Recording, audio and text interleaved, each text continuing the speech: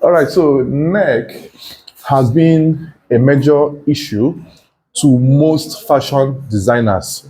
You and I know that neck is your problem. You and I know that neck has been disturbing you, and you and I know that you always get scared or get perturbed whenever you mention neck or you are not working with precision. So in this video, I want to take my time to explain to you in details how you can, calculate and solve all neck problems. Now, the problems of neckline ranges from neck being too tight, neck not relaxing, neck being too wide than it should be. Now, before we go into neckline calculation, from my own observation and findings, I have found out that there are two types of necklines. One, the neckline of a regular senator outfit that is round without a collar is different from the one that has a collar, right? Now, and what is the difference? Now, 1 inch is the difference. What am I trying to say? For example, my neckline is 18 inches for a normal round neck that laps on the body this way. But for my shirt, I will use 17. Why is this so? Because of the fact that I need to, button the shirt and it laps firmly on my neck. So if you are working for a client that whose neck is 16, for example, bear in mind that that 16 is for a particular type of neck and not for both shirts, collar, and round necklines. So I'll explain more of this in detail. So now, neck has a formula now, which the formula I will state it. But then before we go into that, do you know that you need to divide your neckline by a certain number, and that number is 6, right? Now, in some fashion outlets or fashion shops, they have neckline patterns like 16 neck. They will go and get a carbon paper and carve a curve that they keep for the students to be taken to cut out necklines. Now, that one is good, but it is only good when you are making mass productions, when you don't have the time to recalculate. But in teaching aspects for fashion homes, you should not be using that pattern in cutting necklines. The students should learn the neckline calculation from the scratch, so they'll be well grounded on how to go about it. So without wasting much of our time, let's continue. So here, now this 6 is a constant, it's a number that you must use to divide your neckline. So how did this come about? So in mathematics, there is a formula for the circumference of a circle, which states 2 pi r. Now, this symbol here is a German symbol, which means 22/7. So this 6 came from this formula, right? Now, let me explain to you how all of these things emanated. So here we have 2 times 22/7. This pi is this value, right? And this 2 is here already. So if you work this out in your calculator, you're going to have 3.142. Then 2 times this will give you 6.284. Now, if you put this value to the nearest whole number, 4 is not up to 5, you ignore. 8 is up to 5, you call it 1, put it here, it becomes 3. Then still, 3 is not up to 5, you still ignore 3. So you have 6 left as a whole number. So invariably, we could have had a decimal point after 6.284 rather, right? But it will not really make much sense when we use decimal places to divide our outfit, our neckline. So that's why I picked only 6 for this. So now, going further, now, since you have seen how the 6 came about from the formula of 2 pi r, right? If you work it down, you have 2 times 22/7. It goes further to give you 2 times 3.142. It goes further to give you 6 at the end of the day, right? 6.284. So you have 6 left as your answer. So having known that, now the neckline formula states that whatever you have on your neck circumference, that's n, that's a variable now, right? Divide by 6 and then minus or deduct 0.3 from this.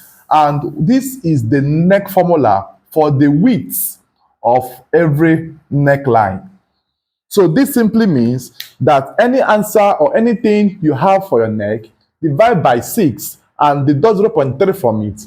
The answer you will get will be for the width of the neck, that's sideways of the neck. So let me assume that this right here is my outfit unfold, right?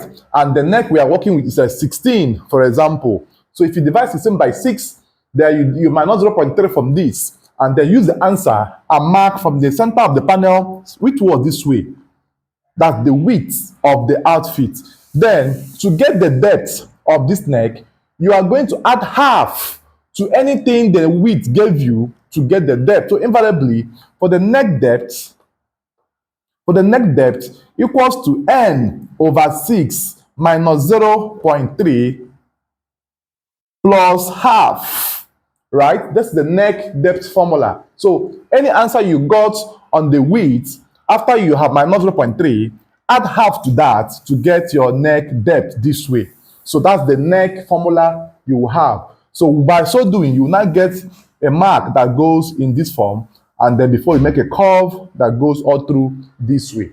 So this is a typical example of how to get your neckline calculation, right? So having known this, now the next thing as well I want to show us here is on anything that concerns neck, you must deduct 0.3 from this. Now, why should we deduct 0.3 from this? The deduction is going to help us to make room for us to do neck trimming. You and I know that you have not cut out the neckline. You have not finished sewing yet. You are still cutting. So if you are going to use the actual neck value, let's say 16/6, and it gives you 2.666 thereabout, right? I think so. Then if you divide this by this and use the whole 2.6 to cut the neck width, there will be no room again for neck trimming. Bear in mind that since you are still cutting, you are still meant to trim your neckline and make some adjustments. So it's advisable that you minus 0.3 from anything that this value gave you, and then use the answer for the width. Then add half to that and get your depth. That is the standard formula. So now, coming back to what I said about round neck and collar neck, and then shirt neck. Now, round neck, that's the one that doesn't have collar, and collar neck, right? This one is a loose fit. It's a loose fit. Why this? It's a perfect fit. It's a perfect fit, right? So now, if let's say Obi neck is, let's say, 18, and you took the 18 on the round neck, that's a loose fit. Now, for the perfect fit of the collar, you're going to use 17 minus 1 inch from the value you got on the neck measurement for the loose fit. Now, because of the fact that shirt collars go round and then locks, there should be no much space on the neckline, right? And bear in mind that where the collar neck gets to is somewhere on the throat. So, and if you can observe, the base of the neck here is a bit wider than what you have here, right? So if you take your time to study human nature, you understand all of these things I'm trying to explain to you, and you will now believe and know how to go about it. So anytime you are dealing on your necklines, try to know the type of outfit you are making. Is it going to be a normal round neck that you will pipe the outfit, or is it going to be a collar shirt or a collar neckline that you put collar base and collar stand, and then you now know what to do by so doing. So thank you for watching. So I do hope that this video must have given you an insight on how to go about all neckline divisions and calculations. Also note that this formula works for everybody, both for male, female, kids, and every other age ranges you might encounter. Thanks for watching, guys. See you in the next one. Don't forget to like this video, share, comment, and subscribe to my channel. See you in the next one. Bye bye for now.